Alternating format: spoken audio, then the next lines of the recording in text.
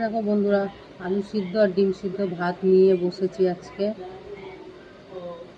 ঠিক আছে,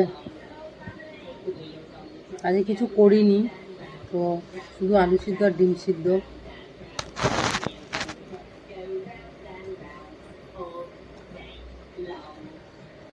বন্ধুরা দেখো, আজকে আলু সিদ্ধ ডিম সিদ্ধ ভাত নিয়ে বসেছি।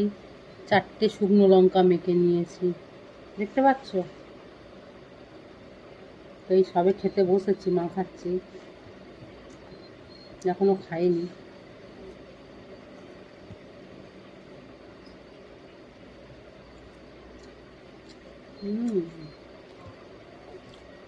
বলে না আলু সিদ্ধ, ডাল সিদ্ধ, ডিম সিদ্ধ রাজার খাওয়া, তা সত্যি।